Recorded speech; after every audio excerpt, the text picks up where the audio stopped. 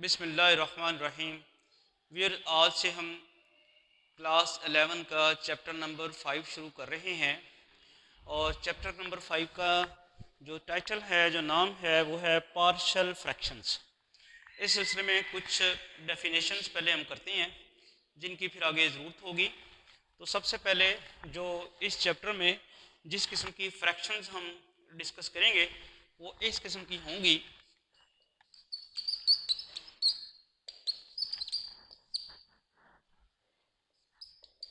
An expression of the form P of x over Q of x, where P of x and Q of x are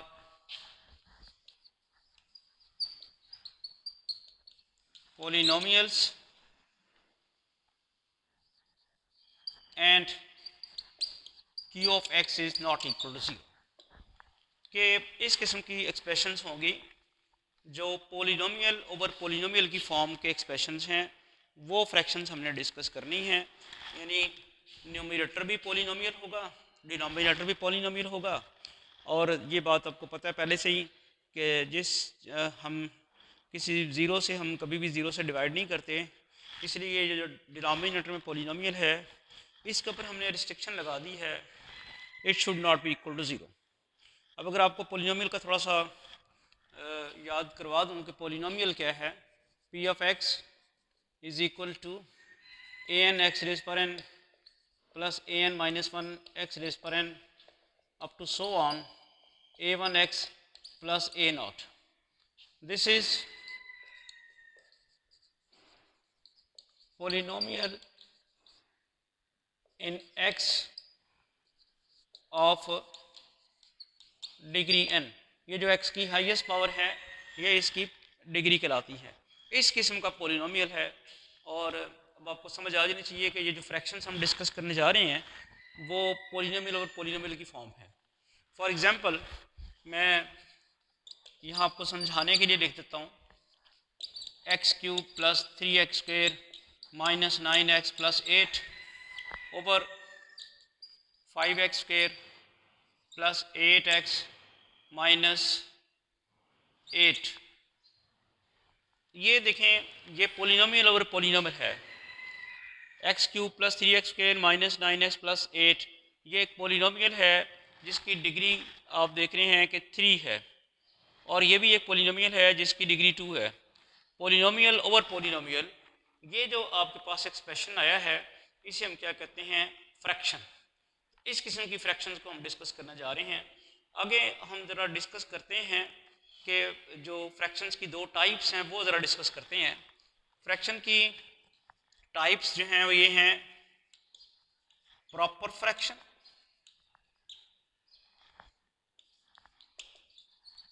ji proper fraction वो होती हैं जिसमें numerator में जो polynomial है उसकी degree denominator के polynomial से लेसर हो। मिसाल के तौर पे पहले मैं डेफिनेशन लिख दूं। A fraction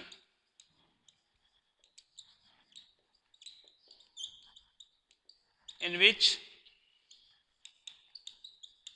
degree of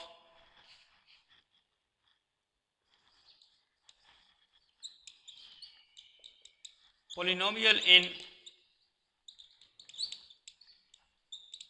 numerator is less than the degree of denominator।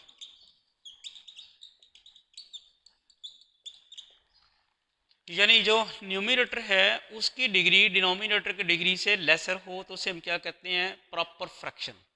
लेकिन यहाँ सिचुएशन कुछ और है। यहाँ न्यूमरेटर में जो पोलिनोमियल है उसकी डिग्री 3 है और डिनोमिनेटर में जो पोलिनोमियल है उसकी डिग्री 2 है। लिहाजा ये वाली फ्रैक्शन जो है ये प्रॉपर फ्रैक्शन नहीं है। इसका भी कोई नाम होगा, तो पहले प्रॉपर फ्रैक्शन जो है वो कोई हम लिख लेते हैं। मिसाल के तौर पे अगर मैं यहाँ पे लिखता हूँ x9 minus 9x8 plus 7x7 minus x6 plus 3x4 plus 1। Let's suppose ये मैंने एक पॉलिनोमियल ले लिया है जिसकी डिग्री 9 है। अब इसके डिनोमिनेटर में जो पॉलिनोमियल लूँ उसकी डिग्री 9 से ज़्यादा होनी चाहिए। तो मैं यहाँ से स्टार्ट कर लेता हूँ 9x10 minus 7x8 and plus 5। Let's suppose के ये मैंने एक पॉलिनोमियल से डिवाइड किया। ये सिर्फ समझाने के लिए मैं कर रहा हूँ, मे बी इस किस्म की फ्रैक्शन से हमें यहाँ पे कंसर्न ना हो। तो यहाँ देखें कि जो न्यूमरेटर में पॉलिनोमियल है उसकी डिग्री 9 है और जो डिनोमिनेटर में पॉलिनोमियल है उसकी डिग्री 10 है। तो ऑब्वियसली न्यूमरेटर के पॉलिनोमियल की डिग्री चूँकि डिनोमिनेटर के पॉलिनोमियल की डिग्री से कम है, इसलिए ये प्रॉपर फ्रैक्शन है। तो अब हम देखते हैं कि जो फ्रैक्शन प्रॉपर फ्रैक्शन नहीं है वो उसका क्या नाम है। उसको हम कहते हैं improper fraction.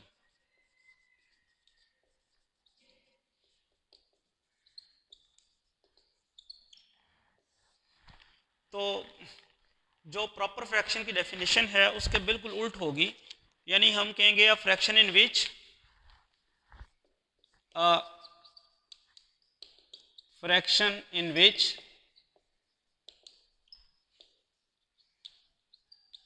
degree of polynomial in numerator is greater or equal to degree of polynomial in denominator। यहाँ प्रॉपर फ्रैक्शन में क्या था, जो न्यूमरेटर है उसका जो पॉलिनोमियल है उसकी डिग्री इससे इसकी डिग्री से कम होनी चाहिए, और जो इम्प्रॉपर फ्रैक्शन है उसमें क्या होना चाहिए, न्यूमरेटर का जो पॉलिनोमियल है उसकी डिग्री या तो डिनोमिनेटर के पॉलिनोमियल के बराबर हो या फिर उससे बड़ी हो। तो उस सेंस में ये क्या चीज़ है, ये इम्प्रॉपर फ्रैक्शन है। और ये क्या है, दिस इज प्रॉपर फ्रैक्शन। तो इस तरह की एग्जांपल्स बनाई जा सकती हैं, यानी क्लियरली आपको पता चल गया कि जो हमारी प्रॉपर फ्रैक्शन है उसमें न्यूमरेटर की डिग्री जो है डिनोमिनेटर की डिग्री से कम होनी चाहिए, और जो इम्प्रॉपर फ्रैक्शन है उसमें डिग्री जो न्यूमरेटर के पॉलिनोमियल की डिग्री है वो डिनोमिनेटर के पॉलिनोमियल की डिग्री से या तो ज़्यादा हो या बराबर हो। अब हम एक मेथड डिस्कस करने लगे हैं कि जी किस तरह से एक इम्प्रॉपर फ्रैक्शन को प्रॉपर फ्रैक्शन में कन्वर्ट किया जा सकता है। तो मेथड सिंपल सा मेथड है जो आप मैट्रिक में बाय डिवीजन करके आए हैं। उसके लिए हम एक इम्प्रॉपर फ्रैक्शन लेते हैं और उसको प्रॉपर फ्रैक्शन में कन्वर्ट करते हैं।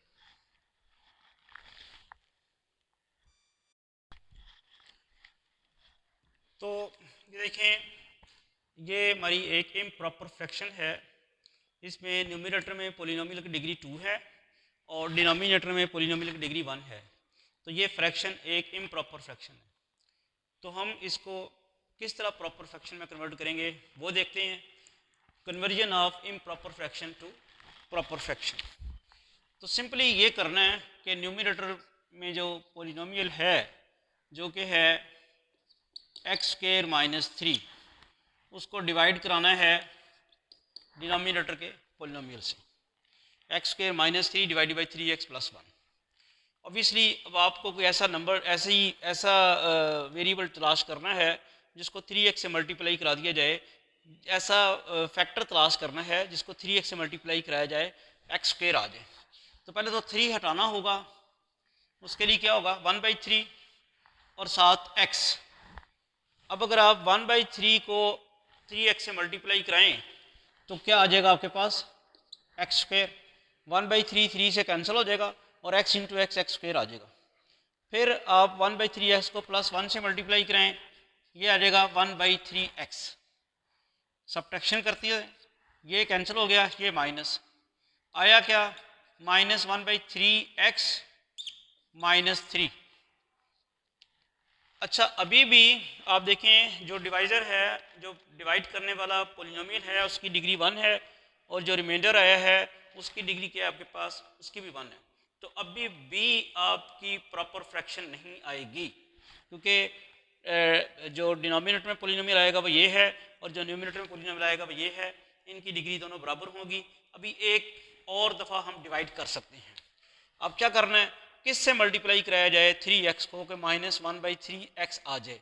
ऑब्वियसली अब x तो आएगा नहीं, सिर्फ अगर आप -1/9 से मल्टीप्लाई कराएं, -1/9 से मल्टीप्लाई कराएं इसको तो वो आ जाएगा -1/3x।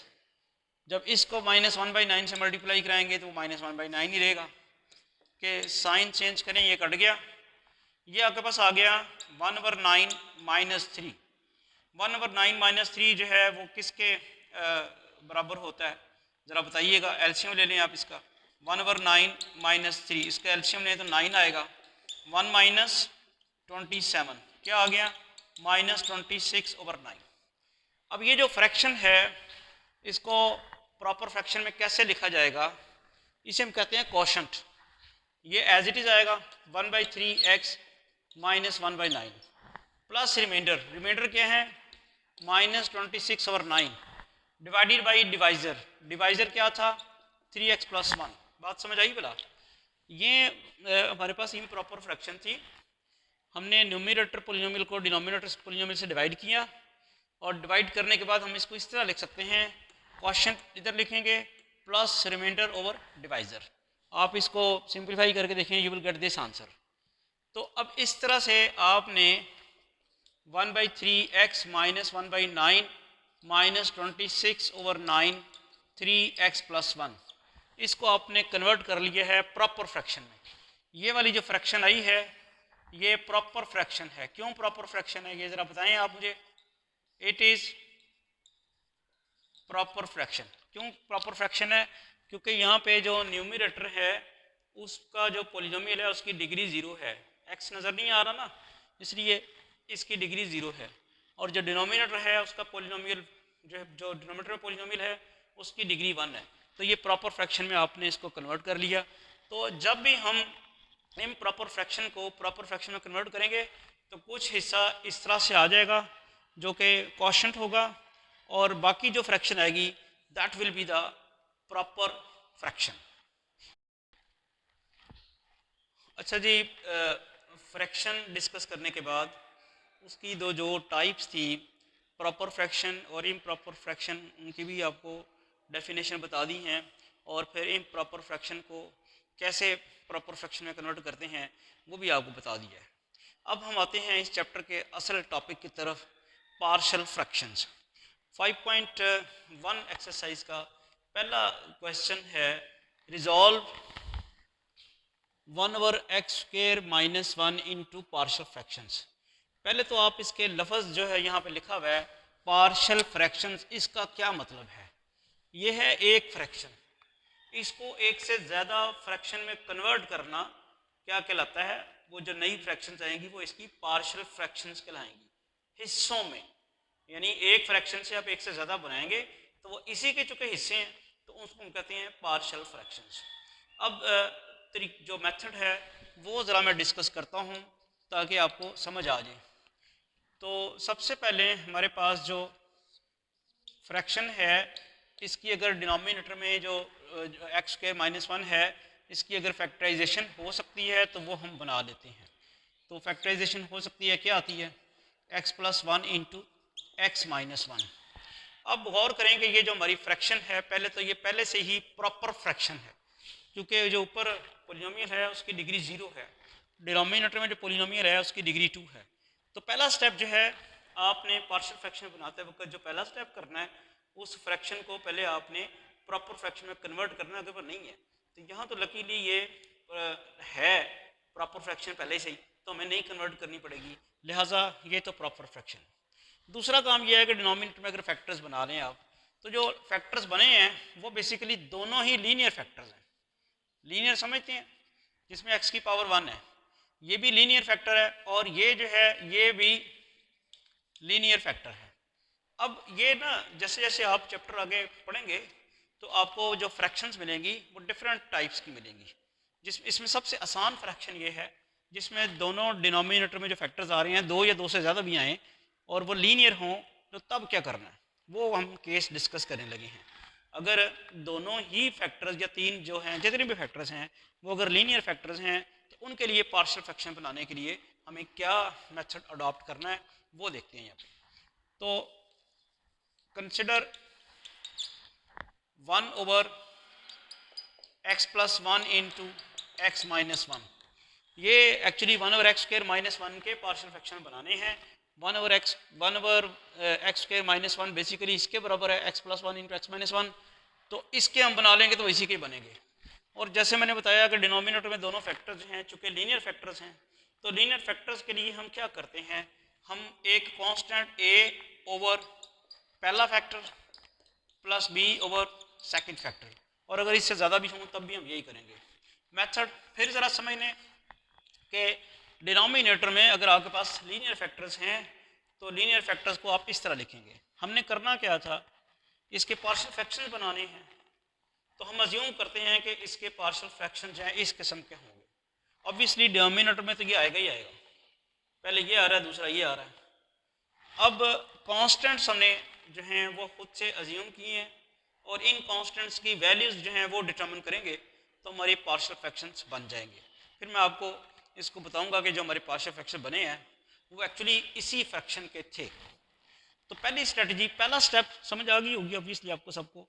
क्या करना है कि अगर आपके पास प्रॉपर फ्रैक्शन है और उसके डिनोमिनेटर के जो पोलिनोमियल्स हैं वो लीनियर हैं, तो फिर हमने क्या करना है, some constant a over first polynomial जो कि लीनियर है plus some other constant b over the other polynomial which is also linear, ये करना। इसके बाद जो है आप राइट हैंड साइड का ऑब्वियसली एलसीएम लें, तो एलसीएम लेंगे तो क्या आएगा हमारे पास, x+1 इंटू x माइनस 1। अब x+1 इंटू x माइनस 1 को x+1 से कैंसिल करें तो कांस्टेंट a बचता है, multiply a into x minus 1 plus b into x+1। Clear होगी बात। और फिर एक काम जो और आपने करना है, डिनोमिनेटर में आपके पास दोनों तरफ ही ये आया हुआ है, इसको आप कैंसिल कर दें।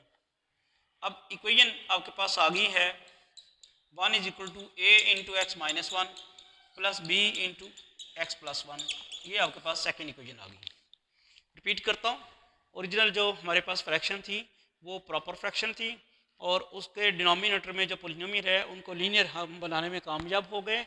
और अगर लीनियर फैक्टर्स हों तो constant over first factor plus constant over second factor आएगा। इनका एलसीएम लिया, एलसीएम डिनोमिनेटर में जो आया वो दोनों तरफ एक बराबर है, वो कैंसिल हो गया, ये इक्वेशन आ गई। अब इस इक्वेशन में x की डिफरेंट वैल्यूज पुट करके हमने a और b की वैल्यूज निकालनी है। x की कोई भी वैल्यू पुट कर सकते हैं और आपके पास एक कांस्टेंट निकला है, कोई रिलेशन आ जाएगी। x की कोई और वैल्यू पुट करें, दूसरी रिलेशन आ जाएगी। फिर दोनों को सॉल्व करके कांस्टेंट्स a और b की वैल्यूज निकाल लेंगे। लेकिन सबसे आसान तरीका ये है कि आप x की वो वाली वैल्यूज पुट करें जिनसे एक कांस्टेंट ख़त्म हो जाएगा। मिसाल के तौर पे अगर आप डिनोमिनेटर वाला पहला लीनियर फैक्टर लें जो कि x+1 है और x+1 अगर आप 0 रखते हैं तो x इज इक्वल टू क्या आता है, -1। तो x इज इक्वल टू -1 यहाँ पुट करने से आसानी क्या होगी कि ये b वाला फैक्टर जो है ख़त्म हो जाएगा, ये टर्म ख़त्म हो जाएगी और a की वैल्यू डायरेक्ट निकल आएगी। मैंने कहा कि आप x की कोई भी वैल्यू यहाँ पुट कर सकते हैं a और b की वैल्यू निकालने के लिए, लेकिन सबसे बेहतर और सबसे आसान क्या होगा कि अगर आप x is equal to -1 put करें जो कि यहाँ से आया है। डिनोमिनेटर का जो पहला लीनियर फैक्टर था, सिर्फ लीनियर फैक्टर को आप 0 करेंगे।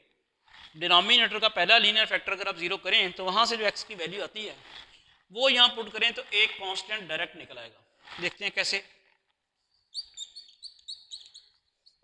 Putting x is equal to -1 in 2।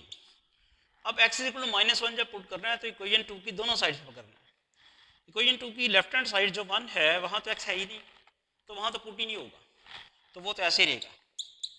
Equation 2 की जो राइट हैंड साइड है वहाँ x की जगह अगर आप -1 पुट करते हैं तो क्या आएगा, -1 + 1, और यही मैं आपको कह रहा था कि ये आ जाता है -2a और ये 0 हो जाता है। इसका फ़ायदा क्या होता है, -1 + 1 0 हो जाएगा और इसको b से मल्टीप्लाई करें तो वो 0 हो जाएगा। तो यहाँ से आप देखते हैं कि a की वैल्यू निकल आई है, डायरेक्ट ही वैल्यू निकल आई है, किसी इक्वेशन को सॉल्व नहीं करना पड़ा, सिर्फ x की वैल्यू पुट करने से a की वैल्यू निकल आई है -1/2। अगला जो स्टेप है वो ये है कि ये जो फ्रैक्शन थी इसका जो डिनोमिनेटर है, जो दूसरा लीनियर फैक्टर है, इसको 0 पुट करें। जब आप इसको 0 पुट करते हैं x - 1 = 0, तो यहाँ से x की वैल्यू क्या आती है, x की वैल्यू 1 आती है। ये वाली x की वैल्यू 1 जो है उसको इक्वेशन नंबर आप 2 में पुट करें, और ये भी दोनों तरफ ही करना है। पुटिंग x = 1 into इक्वेशन 2 की जो लेफ्ट हैंड साइड है वो 1 है, वहाँ तो x है ही नहीं है, तो एज इट इज़ ही आ जाएगा। राइट हैंड साइड भी आएगा, x तो एज इट इज़ आ गया, a × 1 - 1 + b × 1 + 1, b × 1 + 1, x की जगह 1 पुट कर दिया। और इसका फ़ायदा क्या हुआ कि ये टर्म 0 होगी, यहाँ आ गया 2b, और यहाँ से b की वैल्यू क्या निकलाई 1/2। अब जब a और b की वैल्यू जो आप निकाल लेते हैं कॉन्स्टेंट्स की, तो इनको हाईलाइट कर लें ताकि एग्जामिनर को भी पता चलता रहे। a और b की वैल्यू जब आ गई हैं तो सिर्फ इन वैल्यूज़ को इक्वेशन 1 में पुट करना है। Putting these values of a and b in 1, तो जब आप 1 में पुट करते हैं तो वो आता है 1/x + 1 × x - 1। a की वैल्यू का निकाली है -1/2 ओवर x + 1, b की वैल्यू का निकाली है 1/2 ओवर x - 1। a की वैल्यू -1/2 और b की वैल्यू 1/2। तो इस तरह से डिनोमिनेटर आपके पास आ गया 1/x² - 1 -1/2 × x + 1 + 1/2 × x - 1।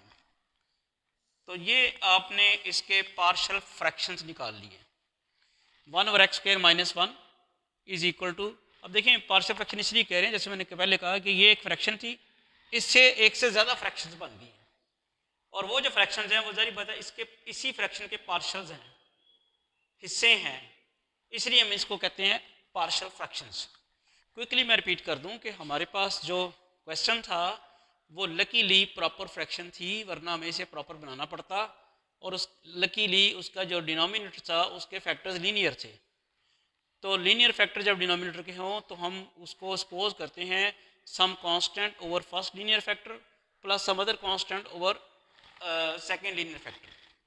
फिर राइट हैंड साइड का एलसीएम लिया, वो कैंसिल हो गया, एक इक्वेशन जनरेट हुई, इक्वेशन नंबर 2, उसमें हमने x और y, x की वैल्यू पहले, ये जो पहला फैक्टर था डिनोमिनेटर में, इसको 0 पुट करके जो x की वैल्यू आती है वो इक्वेशन नंबर 2 में पुट की, उससे ये वाली टर्म 0 हो जाती है और a की वैल्यू डायरेक्ट निकल आती है।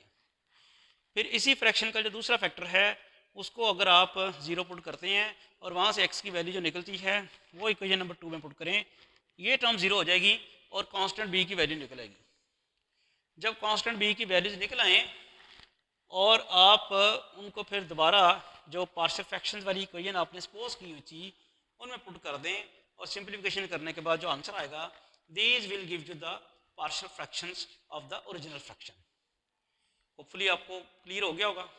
अब जैसे जैसे हम नेक्स्ट लेक्चर्स में और क्वेश्चन सॉल्व करेंगे तो आपको और मेथड जो है ये पक्का होता जाएगा, और आप इसमें जो है वो अच्छे तरीके से खुद भी क्वेश्चन सॉल्व कर सकेंगे। Thank you.